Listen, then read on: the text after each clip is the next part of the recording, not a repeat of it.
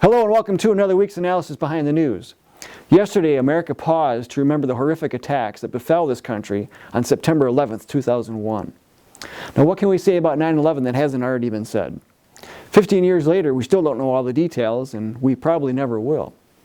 However, we certainly know that Congress has taken every opportunity to exploit the tragedy to clamp down, erode, and erase the liberties of Americans. Shall we count the ways? The Patriot Act was the response from Congress to help keep us all safe from terrorists. Yet, if it hadn't been for our disastrous foreign policy of meddling in other countries, 9/11 may never have happened. So here we have Congress and the executive branch creating the problem through foreign policy, and then they also come up with a solution which includes more government programs, more agencies, and increased spending. After having basically gutted your Fourth Amendment protections to privacy, all under the auspices of the war on terror, the federal government is able to keep tabs on you through your cell conversations, your internet activity, your financial transactions, your library checkouts, your travel patterns, and much, much more.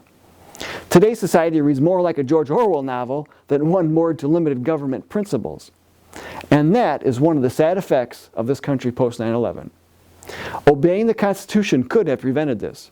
Yet the federal government continues its growth, sucking up liberty wherever it goes, by ignoring the Constitution.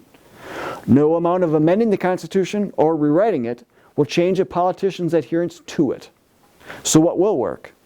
Constitutionally minded people in office that know to obey the Constitution and to follow its instructions for limiting the destruction the federal government has allowed to wreak.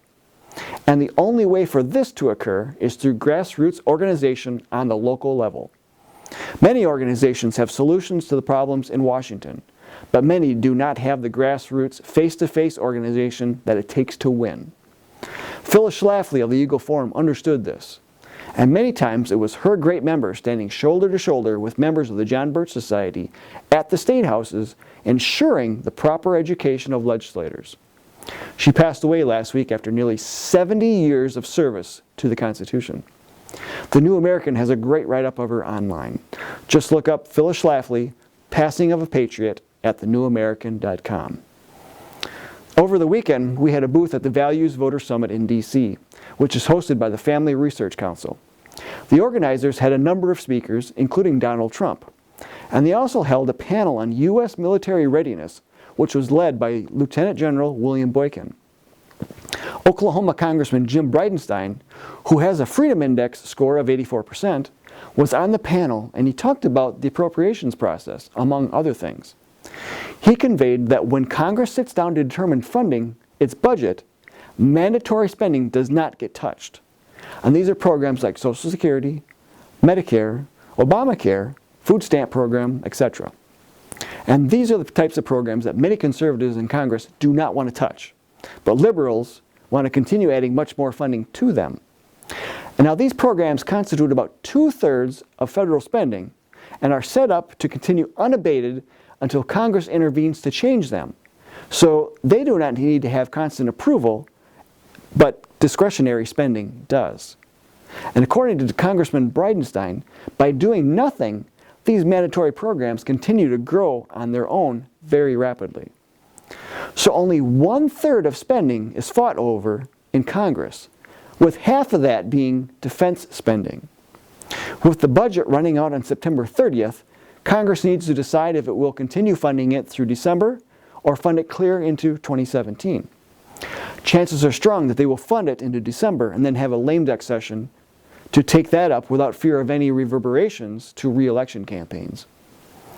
The way that Congress funds the budget isn't really coming up with a budget.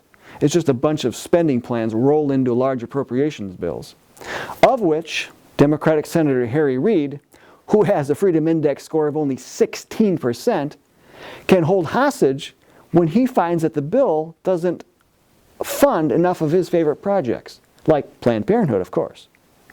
Congressman Bridenstine accurately summed it up this way: unfortunately, you have a Congress that is unwilling to fight and instead does these continuing resolutions that have been hurting the Department of Defense.